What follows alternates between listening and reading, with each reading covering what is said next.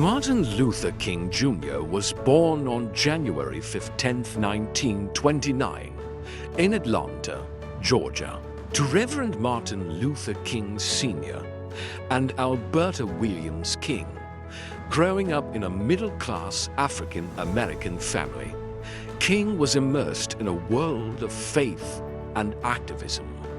His father, a respected Baptist minister, was deeply involved in the struggle for civil rights, while his mother, a former school teacher, fostered a strong sense of education and morality in her children. King was an exceptional student, skipping grades and entering Morehouse College at just 15. It was during his time at Morehouse that he began to grapple with the deeper questions of life and his own purpose. Influenced by the college's president, Dr. Benjamin Mays, and his own father's activism, King started to consider the impact he could make on a larger scale. King's journey took him to Crozer Theological Seminary in Pennsylvania, where he encountered the teachings of Mahatma Gandhi. Gandhi's philosophy of nonviolent resistance profoundly resonated with King, shaping his approach to social justice. King's studies at Crozer and later at Boston University, where he completed his doctorate, laid the intellectual and moral foundation for his future activism. In Boston, King met Coretta Scott, a talented singer and an ardent supporter of civil rights. Their marriage in 1953 was a partnership in every sense. Coretta was not only King's life partner, but also his confidant and collaborator in the struggle for equality. In 1954, King accepted the position of pastor at Dexter Avenue Baptist Church in Montgomery, Alabama. His leadership and eloquence soon became apparent, but it was the events of December 1955 that would catapult him into national prominence. On December 1, 1955, Rosa Parks, a black woman in Montgomery, Alabama, refused to give up her seat to a white man on a segregated bus. Her arrest sparked outrage and led to the Montgomery bus boycott, a pivotal moment in the civil rights movement. King, as a young and relatively unknown pastor, was chosen to lead the boycott. King's leadership during the boycott was marked by his steadfast commitment to nonviolence and his ability to inspire and mobilize the community. Despite facing personal threats and violence, including the bombing of his home, King remained resolute. The boycott lasted 381 days and ended with the Supreme Court ruling that segregation on public buses was unconstitutional.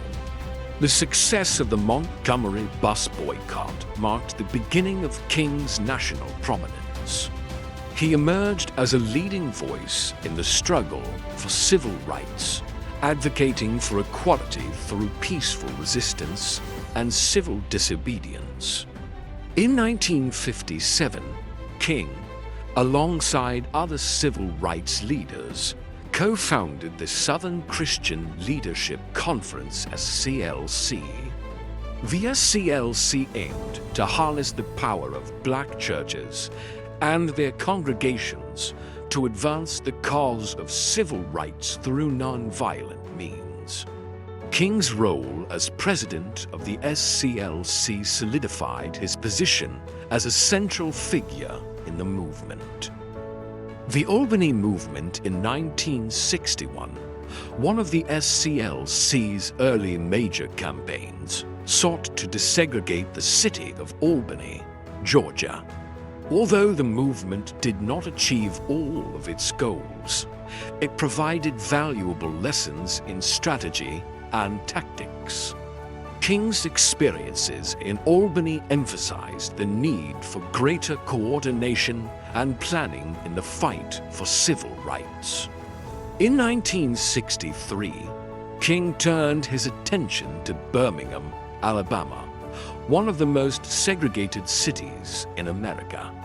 The campaign in Birmingham was met with fierce resistance from local authorities, including Police Commissioner Bull Connor, who used police dogs and high-pressure fire hoses against peaceful demonstrators.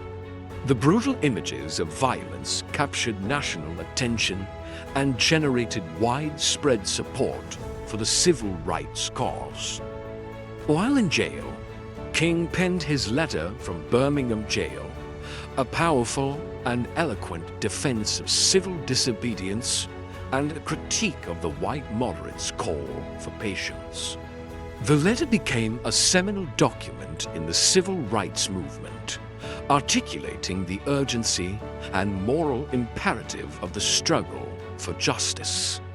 Later that year, on August 28, 1963, King and the SCLC organized the March on Washington for Jobs and Freedom.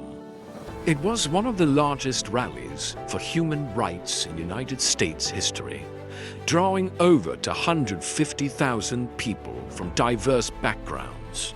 Standing before the Lincoln Memorial, King delivered his iconic "I Have a Dream" speech.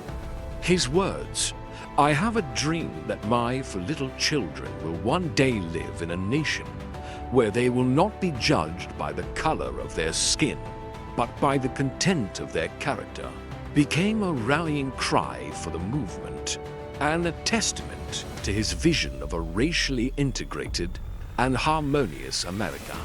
In early 1965, King focused on Selma, Alabama, where black residents faced significant obstacles to voting.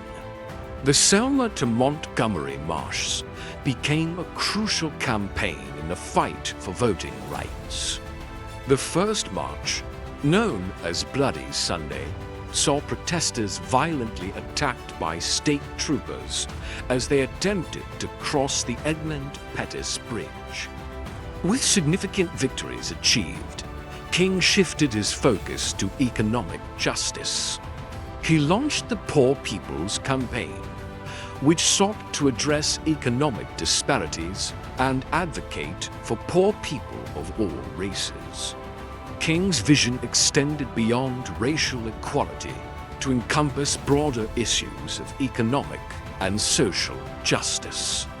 King faced mounting challenges, including internal disagreements within the movement and growing opposition from various quarters.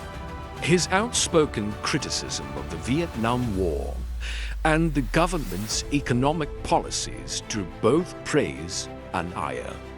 On April 4, 1968, King was tragically assassinated in Memphis, Tennessee, where he had been supporting striking sanitation workers. His death was a devastating blow to the movement and to the nation, which had come to see him as a moral and visionary leader. King's funeral was a somber tribute to his life and work. People from all walks of life gathered to pay their respects and honor his legacy. Despite the sorrow, King's vision of justice and equality continued to inspire and guide future generations.